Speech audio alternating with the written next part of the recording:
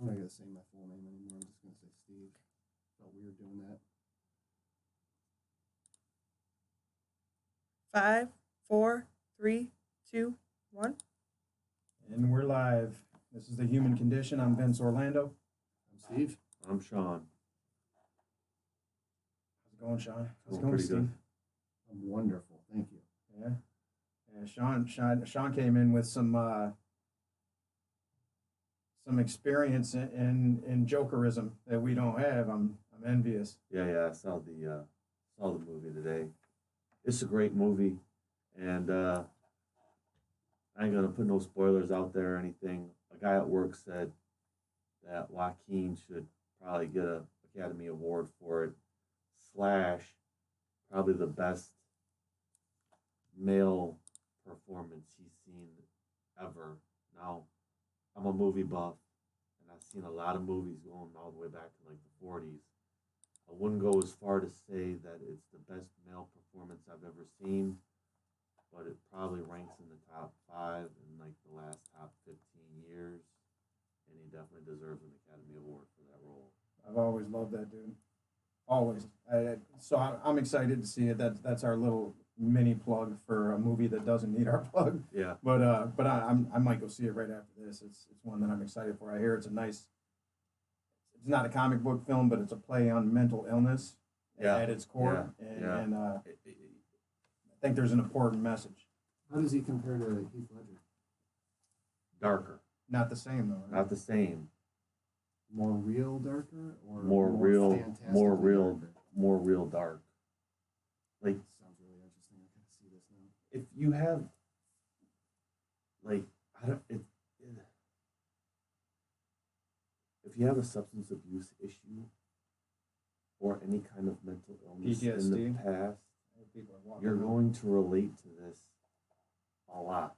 in a and deep, like visceral way. Yeah, That's what I and heard. like it brought up like a lot of, like, I'm watching this on the matinee at like 10 a.m. There's only like 4 people in the theater, and as I'm watching it, like, it brought me back to like when I was like 20, 21, and these experiences that he was experiencing, like, I could completely relate, and I could relate to the mental illness. Right. And so, like, it was just some fucked up shit, man. And then, like, when I got out of the theater, I went and told my dad, because he doesn't get to the movie theater very often anymore with the COPD and the emphysema and stuff. But he taught me like everything I know about movies. And he was like, "Ooh, you got to a matinee during the week. And it was a good one, And then, like, I was telling them about the movie, and it's very political. It's a political statement movie, Right. That's what I heard. and it's very loud. The statement is very loud. So that's a must see. Must see. Yeah, Must see. that's a must see. I've known it was going to be a must see. Joaquin's amazing. I tried to get him in Life Goes On. Actually, I love I Batman, couldn't afford him, and obviously, but I they love Joker. entertained so. it. All right. Well, we're the subject today is interdependence. Interdependence is the core of interdependence is the recognition in the dependent self. So you as a dependent human being recognize that, yes, I'm capable of survival without anybody else for the most part, right? I can go about my daily business and fluctuate in and out of relationships pretty much self-sufficiently. But I recognize that there's a benefit in others, that there's things that I can't accomplish on my own that I can through strong, long-lasting relationships with other people. It's extremely important, and the universe at large, well, I can't say the universe because I only know this planet, but the planet at large lacks these types of relationships. For the most part, we're a codependent, egocentric society, right? So I was taught in PTSD therapy, there's 3 ways you can be as a human being. You can be selfish, egocentric. You can be self-full, which is independent, selfful, you take care of yourself. And then you can be selfless, which would fall into the realm of codependence. There has to be some semblance of self as a human being, right? So you cannot have true interdependence. You can't have these types of relationships without first being a dependent human being. The mistake people make in relationships, and I'm not just talking about romantic relationships, although this typically gets pushed into that category. I'm talking about business relationships, friendships, between a parent and a child, teacher, student, all these relationships, we should always strive for interdependence. The problem is, predominantly, people are looking for this other person to fill a void that's in them. So we get caught in these cyclical traps of codependence, to where I play a role, you play a role. Because we play these roles, we spin in this circle until eventually the relationship fizzles out. Then we move on to the next one, wonder why it's happening again. That's the cycle that most people find themselves in. It's hard to speak about this in a romantic relationship, because to say, well, yeah, I love you, and that even the way I said it is kind of, but I love you. If we were to break up, I'm going to live, you'll live, I'll go through a period of grief, but I'm going to be okay. People don't want to hear that. I do. I prefer to hear that in all relationships. No, I'll be okay without you. I don't want this to end. But only a truly independent person can say that. Because if you're dependent, you're always looking for angles to try to keep whatever relationships you can centered around you to serve your own selfish desire. It sounds like detached appreciation. Detached appreciation is being fully independent. Detached, is that what you're talking about? Yeah, like, like I love you and everything, but like I will survive if, I appreciate us in this moment. I Right. appreciate what we have. If there ever comes a point to where I feel like we're not growing together anymore, we're going to grow apart. And that's just the natural flow of life. If I'm in the natural flow of life, we'll just grow apart naturally. I don't have to force anything. I'll be okay. I know you'll be okay. It might not feel good. We'll navigate our way through that. It's even with death. And I take this back for me. This is something that I always have to go back to my children. And I hate using the example of bad things happening to my kids, because I don't want to put that into the universe. But if I think about the worst possible pain I can be subject to, it's that something bad happens there. And for whatever reason, one or both of my children are out of my life. That's suffering that's unimaginable to me. But if I truly want to walk the spiritual path, not just talk it, I have to look at, okay, if the worst was to happen, would I be okay? The answer is yes. The answer is yes. I'll navigate my way through it. Not in a cold way, and I'd definitely be devastated to my core, but I would want the same for them too. And I think I know I try to, I do instill, and no, I try, because I can't say for sure what's actually going through their heads and how they're internalizing the lessons that I try to give them, but I would hope the same too, and that's true unconditional love. If I'm gone out of this relationship for whatever given reason, I want you to thrive in whatever relationships you acquire beyond me. Whether it's death or whether it's just we grew apart, I want you to thrive. I truly want that in people. There's some people in business that I can't stand. I can't be around those people. People that were friends previous, I wish the best for them. I want them to be successful. Some of them aren't. It's not my fault. I can't get involved in that. But I truly hope that people see beyond, whatever fractured our relationship, and they move into new relationships and they can be okay. If you're a fraction of a person, you won't be. What you'll get are lessons, or you'll get cycles that repeat themselves continuously. And you'll always wonder why. Until you get to the point where you got to evaluate yourself as well, do I truly love myself? Do I truly like myself? Can I stand to be around myself? Am I seeking somebody to fill voids? Like, all these questions are hard questions that, number one, ask, but then to answer them is even more difficult. I gotta say, you said that's sort of a spiritual way of thinking. You said if you want to do the spiritual thing, you would have to look at it like this. And what you described after that, to me, just came across as the rational way to look at things. I didn't see a spiritual benefit out of it. I saw a rational benefit because if you do that, you have value from both people and you get what you want. Well, it's not about getting what you want. It's that you exist interdependent of each other, but you both provide value to each other as individuals. So there is a deeply spiritual component, and you are at risk of you can become nihilistic in that viewpoint, in that you can use it to just get what you want. But that's selfish. That's being selfish. That's different.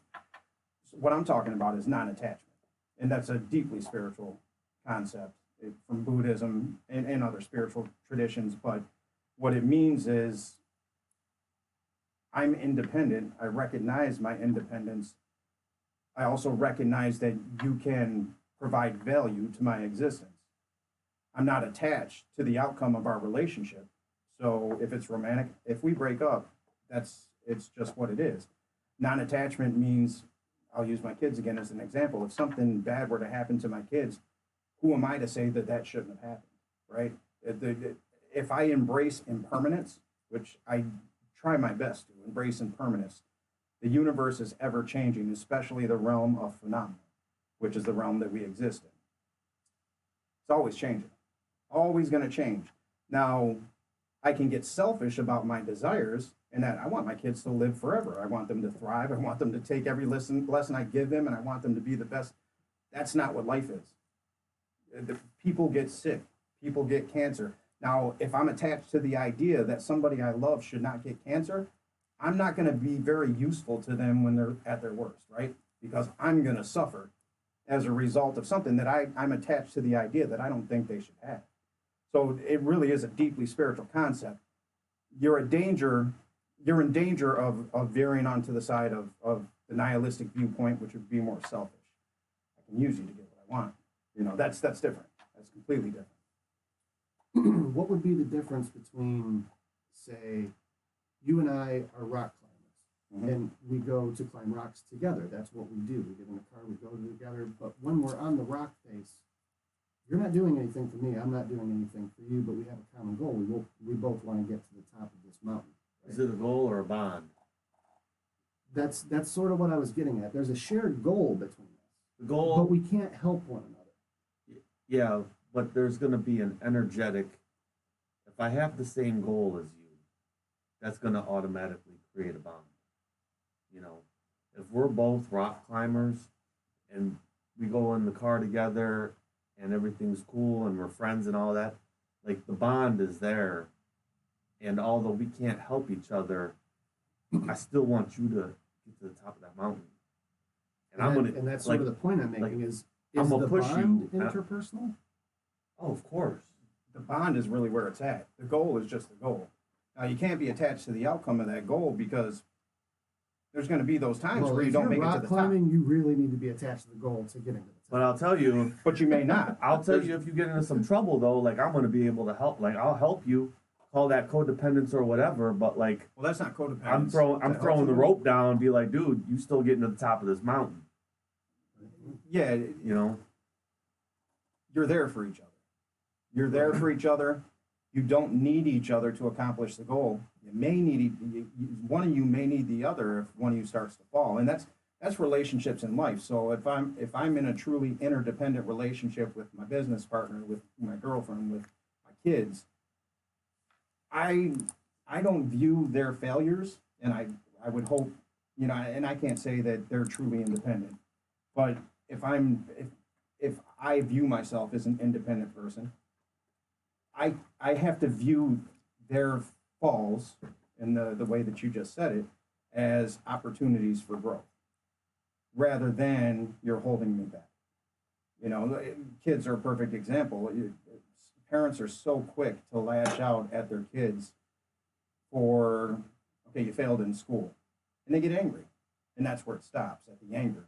Well, you're just not supposed to do that. There's no lesson there. The lesson is if you do good in school, I won't be angry at you. That's the only lesson. Negative reinforcement. And I think we've all had that. Yeah. Right. And that's not that doesn't do that. There's no value there. Now, if you say, got an F in school, and this is me contemplating as a parent, how can I use this opportunity as a way to enhance growth? There's You got to start a conversation, right? Well, what is there's wrong? there's a genuine there's a not genuine understand love there. Yeah, exactly. So there's a it's more of a curious state of existence when you're in interdependence. So here's the thing: everything in the realm of phenomena only exists in relationship to everything else. Everything. At the core of the subatomic particle, it only exists in relationship to the subatomic particle next to it, whose electron it bounces off of. Then something happens, cause and effect. Everything exists in relationship to one another. The strength of those relationships is based on in subatomic particles, they have their own thing, right, going on. But they're not humans. We're complex systems. We're complex subatomic systems. But That'd be really fucked up if Some they did have their little complex lives. subatomic systems. I mean, but that's what we are. Truly. I know. I don't think about that when I'm like in my relationships and my friendships. I got problems. I do. I don't Yeah, like. I have as well. It's. I get really confused though. So you're probably doing it right. I don't know. Like the thing is, for me, I really enjoy my own company. Number one, like, and that took a long time to get there. That is But, not like, easy to do. It took most of my life. But I really do enjoy my own company. So like, when it comes to like relationships or friendships, like I can go do my own thing and be perfectly fine, and that's just the way it's almost more simplistic. When it comes to friendships and relationships and all that stuff, I always try to help the other person be better, see more, change the perspective, enhance the journey that they're experiencing on the planet, however that is. I don't look at it as codependency. It's like sponsorship in 12-step recovery. That's not though. It's only if it's filling a void in you selfishly, then it becomes codependent. Right. The void is like, I could say that this is part of my life's purpose. Purpose is different. Purpose is different. Yeah. But it doesn't feel like something, it's kind of like something that I'm good at. It's like I'm good at doing like the human, like, here you go, and like lifting someone up to seeing that where they're at, like you can like go up and over whatever obstacles in front of you, no matter what. See, and that's so there's another example I use. If I see a child in a street and the child's about to be hit by a vehicle, more than likely I'm going to jump out there. I'm going to say I'll put my own life at risk to save that child. Now the question, and this is kind of a thought experiment you need to ask yourself in this thought experiment is, am I jumping out to save this child because I couldn't live with myself if I didn't do that? I would feel so guilty and shameful if I didn't do that. Or is it that I truly want this child to be safe and at the expense of my own safety?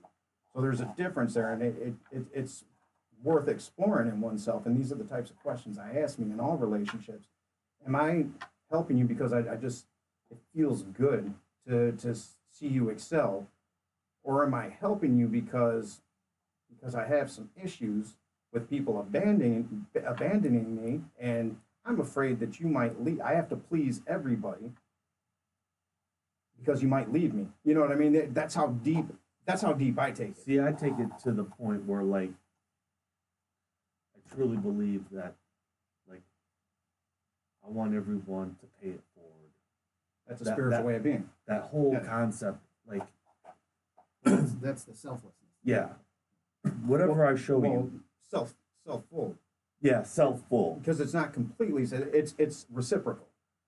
So because I know how it is when you provide service, it boosts your spirituality. It takes you up a notch. By doing it, it's no longer for my own frequency or my vibration to be raised. I do it. Well, that's not the intent. Right. But it does it. It does it probably by default. By default, yeah, default. A little bit. Yeah, but it's not the intent. That's but important. It's like, by helping you change your frequency and your vibration, like, I'm almost like putting it on the universe that you're going to go do that for someone else. Oh, yeah, that's right. So the intent is pure. Right. And that's the difference. And that the people you show do it, and then it moves on, and then that's how you create a movement, and that's how you really change the fucking world. I'm being the change. I'm doing my part in the universe to be a light. I was in it was Life on Fire with Glenn. This is all about goals and how you set your life on fire, basically. Before we move on, I just want to plug the Twitter for anybody who wants to chime in on this, because I know people have thoughts. You can join our new Twitter. It's HC Podcast 313. Throw questions. Steve will be monitoring, and we'll take them. And you can also hit us up on our Facebook page where you're watching this, and I'll catch you there too. Set your world on fire. So life on fire, and it came back to what is my goal, and I can't think of another goal other than to be a light. I would like to embody Christ consciousness before I leave the earth plane. Truly embody it, to know what that feels like, to walk in that space of complete purity, because I'm still bogged down by my ego. Right? I still have to fight every day to, I don't want to say it's such a fight anymore, but I have to find ways to have my higher self, which I feel is the absolute truth, the things that I'm in touch with there. I have to find ways for it to work in tandem with my egoic self. And that's the trick to navigating this life for me. Would you let go of everything to get it? That's the thing, is the ego. Would you give up the job? Would you give up all your responsibilities and Not you sit yet. on a park bench Not yet. until you got it? Not yet, and I don't know that you have to, though. That's the thing. No, you definitely do not. I don't know that you have to grow the long beard, move to the mountains, and I don't know that you have to. That's the thing I'm talking about, is in your independence and your strive, every goal of every relationship should be interdependence. It should be. Win-win. How do we find a win-win? We can be of service to each other without being selfish, right? We can. It is possible. I know it seems like Well, it depends on what outcome you're going for. well, interdependence. If win-win, compromise is no longer a problem. If Well, you're if it going gets for both of us in the same place, then interdependence. interdependence is what we want. But if it's one, you got to do one thing, I got to do another to hit our goals. I mean, You're the That's only more married selfish, man right? here. You're the only married man here. Is your marriage interdependent? When you think of your wife and the relationship and how Well, it you can't started. ask them that live. Well, He's got to go home. well, I didn't mean to put you on the no, spot. it's more of an interdependent thing as you're describing it, because we have a common goal. Right. We set common goals. We don't lose ourselves in one another. We don't really base our happiness on one another. That's It's hugely more of a- important in Yeah. a relationship. That's a big one Usually, right there. You know, we're both old. We've both been in a lot of relationships. We both tanked a lot of relationships, and we knew better. And of course, we slide back into the old That's ways. the ego. We all do. It's impossible not to. You know, that's like, it seems to be the default way for a Western civilization, a United States person to live, is to be egoistic and all about me. Well, it's advertised to me 24 hours a day that I'm the most important person, not you. Well, and this goes back to duality, which we've discussed at length, but the fact that we come into this universe reliant on our caregivers. For years. So how could we not be egocentric? It's almost like a twisted joke. And you are In most the human important condition, person, right, is Yeah. you have to, your whole entire function is survival. How can I fulfill my needs? How can I fulfill my needs? And then through relationships with other people, through trauma, through peak experiences, that egocentrism hopefully starts to unravel, right? Even things like addiction, traumas like that can rock you to your core to the point to where you really have to evaluate yourself, and you start to look at these things like, I was living wrong because of this, and this. It's extremely. It's the paradox. It's the human paradox. As you come into the earth plane as an egocentric being, but still somehow you kind of know there's another truth, right? You kind of know that through when you feel unconditional love for your child for the first time, or you get in that relationship and you feel love for that person for the first time, or you lose somebody close to you and you know what it's like to feel that type of loss. You get these emotions that are not really taught for us to in this society which you're talking about. It's not really embraced that we should feel these things. We brush them off. I think there is a culture aspect to those feelings. For example, just to go off of that, when somebody dies in the small Asian country that I'm thinking of that I don't remember the name of, they have celebrations. They do not get unhappy about it. They do not grieve. They celebrate the person's life. Here, we lose somebody close to us. It could be years that we grieve and go through PTSD even. Mm-hmm. So I do think there is a culture aspect to that. And what if you were born, you were put on an island, and you were taken care of by somebody that you never saw? What would happen to you then? What would that baby be like? That's always interested me. Would they have the same relationships as we have, the same relationship goals that we have? Well, they couldn't, right? And that is what's sociologically, it's a completely different environment. But what's interesting too is depending on how nurturing that person is. Are you saying it's just two of them on the island? Sure, but the baby never sees the person, never interacts with them. That baby gets will die. taken care of. That baby will die if the baby's not. And that was it during World War II. There was a study done. Oh God, the Nazis. Well, no. So obviously there was a lot of orphans, right? Kids were displaced during World War II over in Europe. So they did a study, and they found out that kids that were well tended to, right? They were fed 3 meals a day, whatever else it takes, back then, whatever you thought it took to make.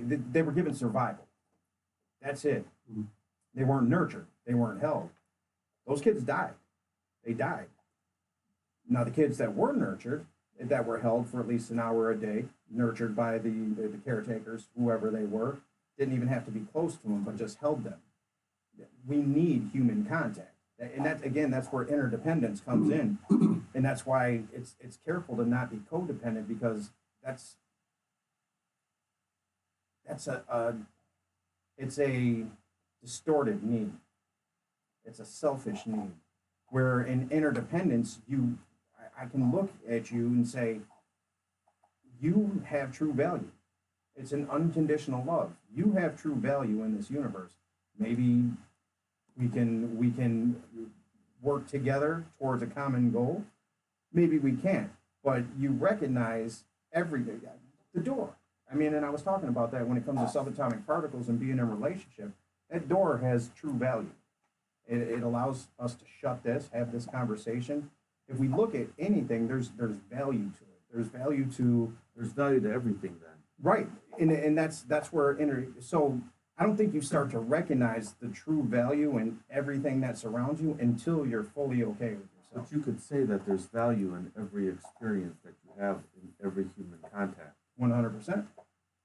Even what we would call a bad relationship, if you learn from it, there's value. Well, yeah. I've learned from a lot of bad relationships. I guess even if you didn't, there's value for somebody. You know what I mean? Maybe not for you at the time, but there's value there. So. Well, I learned what I don't want for the next one. Right. And even in friendships too. Because there's a lot of users, and when we were all drinking and using, a lot of people based their friendships on what they could get out of this friendship. Right. Yeah. Like the party, the girl. Yeah. Whatever. Your friends that were super wealthy, it was like, they always got a bag of weed, and they always got the drink, and pick me up. Pick me up. That's my boy. Yeah. When I was on the other side of the street, not really strapped with that much cash, that's how a lot of friendships and bonds were perceived or made or whatever. As I got older, I allowed the universe to just kind of do what it do.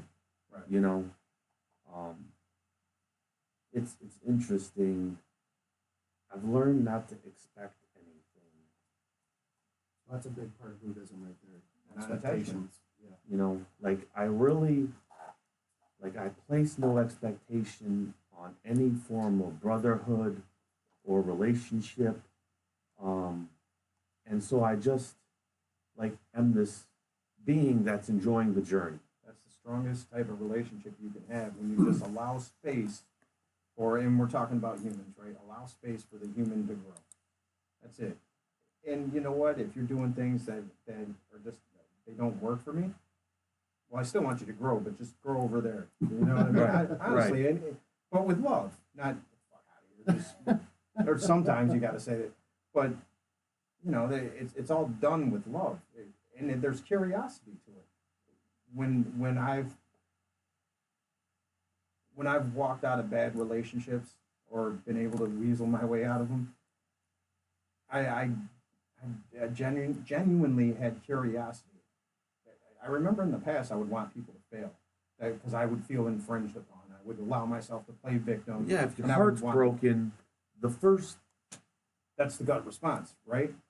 Why Right. should this happen to me? well, like you know, we wish them bad relationships to come. Oh, you'll see. Yeah, you You'll know, see. Wait, like you get I'm over here bleeding, yeah. you know, with a broken heart, and like, you know, but in all reality, like, I mean, I've learned a lot from each broken heart, and I've learned from each person that has moved on. You know, my best friend in high school passed away like when I was I was 21, and it was the first major, like there had been some family members that passed away, some great aunts and stuff, and uncles that just they got old, and you know, but he passed away, and I don't know. I really like the grieving. It didn't. I don't grieve much, and especially like in like the last 9 years with substance abuse and fentanyl and everything. There's been a lot of people that have OD'd real close to me and moved on. I look at us that it was a pleasure to know you For this time. for this time. We had this time. That we had this time in our journey, and that our spiritual contracts with the universe were able to mesh for how little time or how long a time that I take that. And that's the only real thing I can take with me when I leave the planet is all the bonds that I've made. I can't take no material, but I can take all my relationships and all the love and all the memories, and I take that with me. You said spiritual contract? Yeah. What is that? Spiritual contract. Depends That's on, very on what. interesting. Yeah, it depends on what you believe. Yeah, it's a belief. So before we get to the planet, I believe that a lot of souls meet up and like come up with certain spiritual contracts to meet at this time on this planet. To get the lessons that they need. Yeah, or to help the experience and the journey move forward in whatever that may be. And like you ever have like a friend that you swear could have been your brother in a previous life? Yeah, absolutely. Yeah. So in my world or my belief system, like I'm pretty much sure that before we got to this planet, like dude, Figured that out if we ahead got to of go to time. fucking Earth, like I want to run into you there and I want to hang out for a while, and like I want you to be, maybe I'm not in maybe you won't end up in my own family tree, but you're still going to be in my family tree. That's really close to the premise of Lost. You remember that show? I never Yeah. saw it. Yeah, but I didn't see In the much of it. beginning and the end, it was the same thing. Those people in the church, when they die, they collectively come back. They might be reincarnated, Yeah. but their souls stay together. They stay in clusters. So clusters. Yeah. So your soul never dies. Your spirit, like once it's created, like you'll take another form after this life, but like you're like an old soul. Like if you ever run into like an old soul, like you can just tell that they've They're lived many, Aged many, beyond their years. Right. Yeah. Well, It happens occasionally. and I believe in the concepts that you're saying, and the fear of speaking about these types of things is people can easily push this off as woo woo, but there's even a scientific perspective to this, and that's we anybody who's a physicist or a scientist, you all know the first law of thermodynamics. Energy can neither be created or destroyed. What are we? We're this amalgamation of energy. What is consciousness? Well, we know it's energy. How do we know it? It can be measured. We don't know where it comes from, but it can be measured. So how could you not? Right? And so maybe the soul agreements aren't in the language that we know as humans, and but there's something called quantum entanglement. You're familiar with quantum entanglement. So once atoms, once subatomic particles bond, they can never be not one. So they can be separated physically. So once they bonded, they can be separate, and they've tested this in labs. They can be separated physically. But when you stimulate this 7 miles down in the lab down the road, this proton or electron, stimulate this down the road, and this other one 7 miles away, they respond exactly the same, even though this one's the only one that's being stimulated. So they know this to be true. Quantum entanglement is true. And if you go back to the Big Bang, whether you're thinking the Big Bang, as God said, let there be light, or this singularity of this dense energy mass that cosmic boom. How could everything not be quantumly entangled? It has to be. Even if you're a scientist, it has to be. It has to be. So to me, that's beautiful. I look at, when I read Hawking, who's not a spiritual man, but when I read that, I see the spiritual undertones in that. My interest in quantum physics is what guided me into spirituality, because it just made sense. I'm like, holy shit. I'm like, that makes sense to me from an energy level. And I think I do, both sides of my brain, they communicate pretty well, right? So I can go logic and I can fall into the art, and they fluctuate back and forth. And I don't think there's any separation at all. Einstein would talk about, the theory of relativity. What does that say? At its core, everything is relative to the vantage point of the observer. Time, who some would argue moves in a linear straight arrow. No, it's only relative to the vantage point of the observer. And then quantum physics took it a step further and said, well, everything's based on observation. I just want to mention that T.J. Searcher hit us up on Facebook and mentioned that the Russian experiment is what you were talking about with the early neglect. And it actually alters kids' brains. Yeah. It's not a psychology thing, it's actually physical. Yeah. Physiologically. Right. They start rocking themselves to sleep and shit. Or just don't. Yeah. Don't. They start shaking and then become malnourished. And then. Well, my experience with PTSD, and I thank you for that book, because that book I couldn't put it down. The Body Keeps the Score. I learned so much about it, because I can go back inside. I can look at through therapy, I can stand outside of myself and I can look at myself objectively, almost like I'm studying a school subject. I asked you, did you ever do EMDR? I did, yeah. What'd you think of that? I liked CPT worked for me, cognitive processing therapy, because it's more cerebral, and so for me that was better. I think I was at a point to where I could grasp these concepts. So, but But yeah, thank you, TJ, for your comment, by the way. Yeah, EMDR is great, you know, but all it's doing is opening up new neural pathways, right? So it's trying to manipulate the brain through this eye movement into reopening neural pathways that have been blocked through trauma. Me, I'll take the risk. You know, I'll put myself in situations, and sometimes I fall flat on my face, but I will put myself in situations to where I can fail, and I know I can fail, and I know I'm being triggered, and I feel these things, but fuck it, I'm going to do it because I'm not going to live in a prison. You know, so EMDR, I think, will nudge you in that direction, and maybe I'm a little extreme in the way I do Get things. you out of the prison? It might edge you a little bit out of the prison by opening up new neural pathways, because really there's a blockage there. And, you know, when this part of the brain, and this is one of the most valuable things I took from that book. And so on the left side of your brain, you have the Broca section. The Broca section, when they would test these people in fMRIs, and they would feed them their traumatic event, you know, after therapy and figuring out, they would feed them their traumatic event while they're being scanned. And slowly they would start to see this part of the brain go offline. Now, this part of the brain is responsible for linear speech, linear thought. It's the part of the brain that goes offline also when you have a stroke. In contrast to that, the Brodmann section of the brain would light up.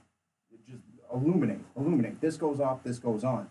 The Brodmann section of the brain is the part of the brain that's responsible for taking in immediate information.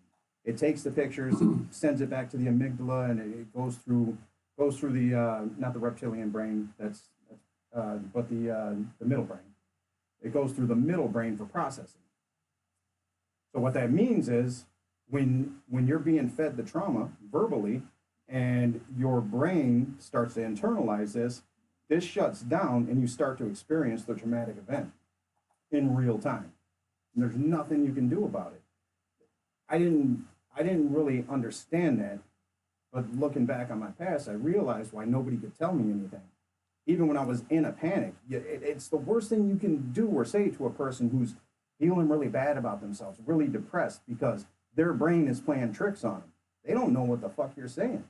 And I didn't know what people were saying to me. And I don't even know how we got on this from Interdependence, but it's, I know how we got on it, because I was talking about trauma and how I developed at a young age disorganized attachment because of the dynamic with my caregivers, right? You know, my mom was the sense of nurturing. My dad was the sense of the source, not the sense, the source of my trauma.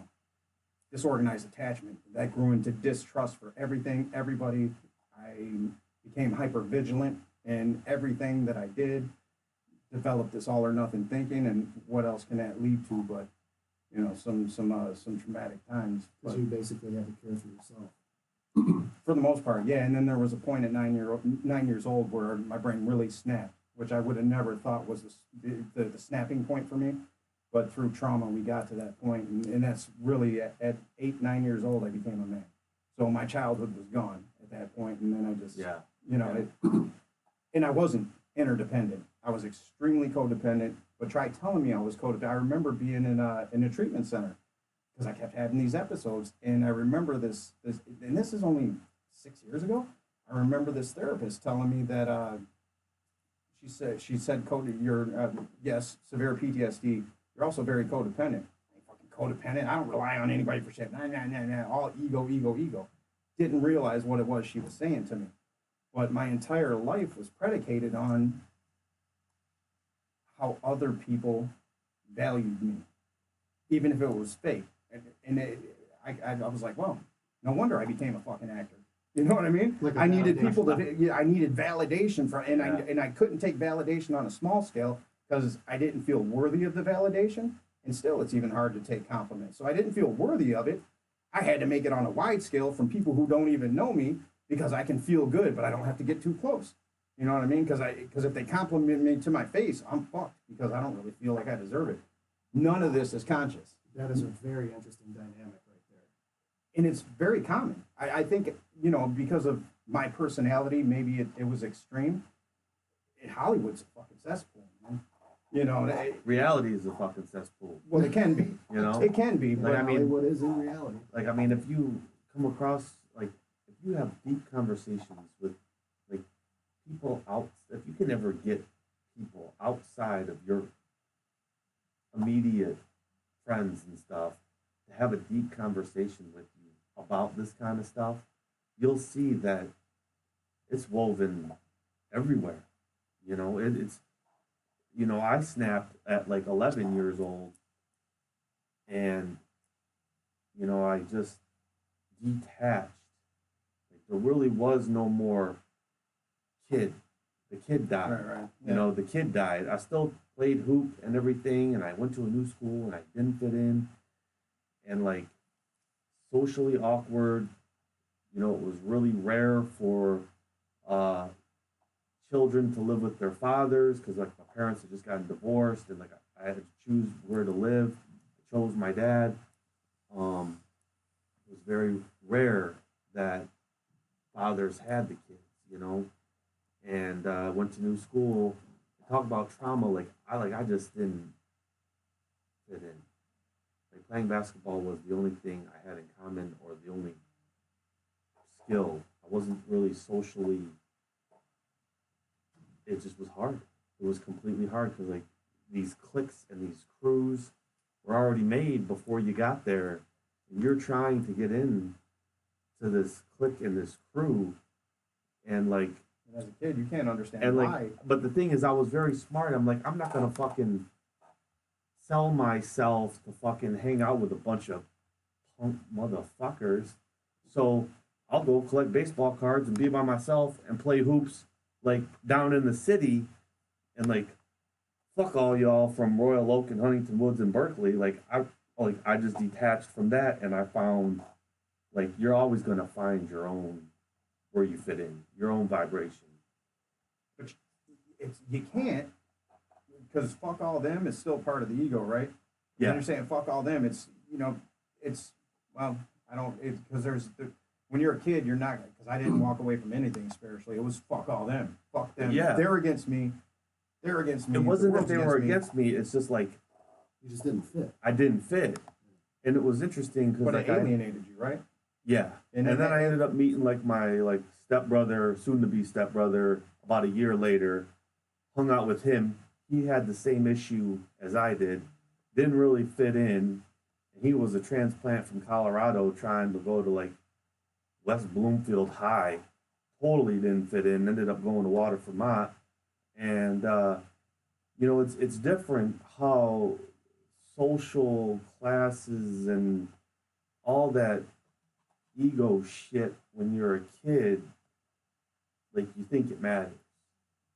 And you see where the lack of interdependence comes from, because you're so needy to be accepted by these peer groups that really have relevance because they exist, right? But in truth, they don't, because I didn't fit in either for a long time until I got to my junior year. I had my little clique of friends, but then I was like, fuck that, I'm gonna fit in. So I did shit to fit in.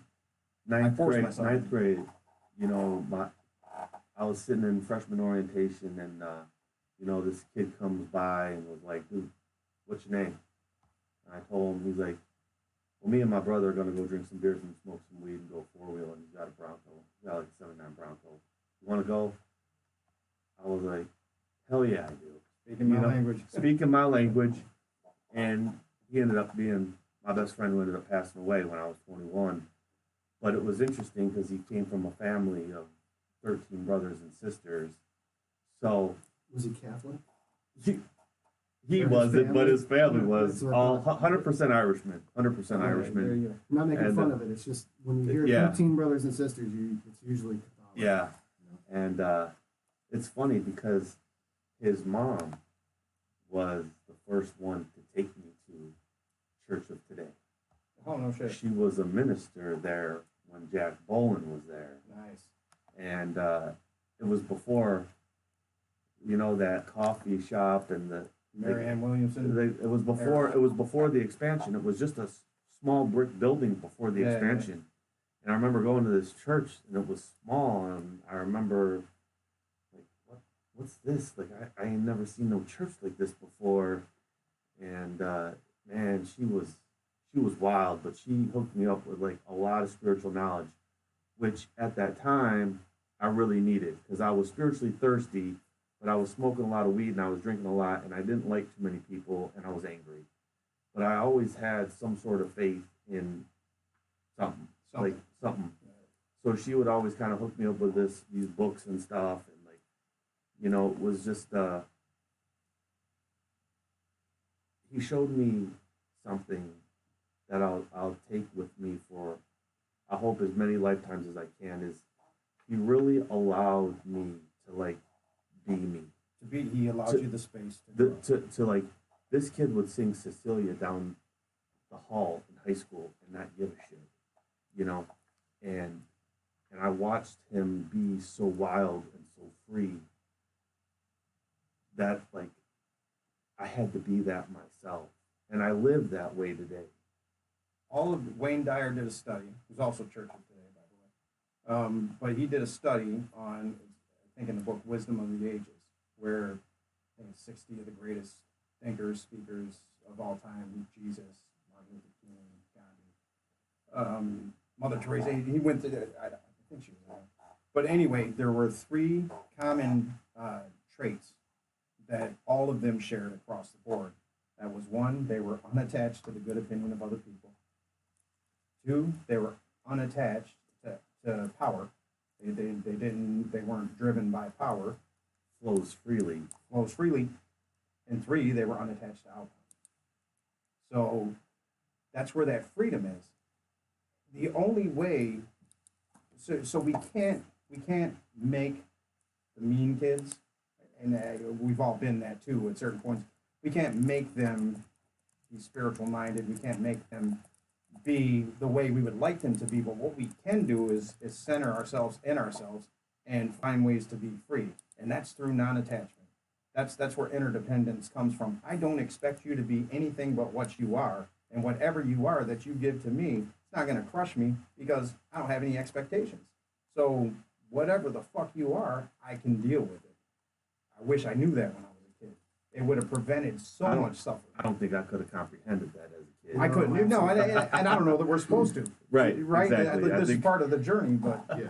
yeah. So, what do we? We got a couple minutes. Got anything in closing? No, not really. Yeah, I have something for you to tell, actually. Is there a resource that people can use to find more out about interdependence? I know there's a book that I know. Yeah, well, one of the best books I've read on the subject is 7 Habits of Highly Effective People by Stephen. On Twitter for everybody, too. Yeah, Stephen Covey. And there's another one that's really, really good too, and it delves into science. You know, I'm always looking at. I love science. It's spiritual practice for me. But it's called The Honeymoon Effect by Bruce Lipton. Amazing book. If you're looking, if you're having problems in any relationship, marriage or otherwise, I highly recommend you read The Honeymoon Effect by Bruce Lipton. Amazing book. You got that book? I do. I don't know if I have it at the house though. I keep buying copies and giving it out, so Yeah. I don't know if it's there. But Bruce Lipton, I'm seeing him a lot lately. he's amazing. Seeing a lot of his stuff. Yeah, I like his stuff. Molecular biologist turned spiritualist. All right, well, Just want to let everybody know that you can hit us up on Facebook during the show and be part of the conversation. You can also hit us up on Twitter, which was HC Podcast 313. If you want to reach out to us. In the always great Instagram. hearing from other people. in the Instagram, so not just here. This is ongoing. Keep the questions, the comments coming, the inboxes. This is why we're doing it, to keep the conversation moving and maybe be a little bit of light. Change the vibration. Change the vibration. The human condition. Thank you. Thanks, everybody.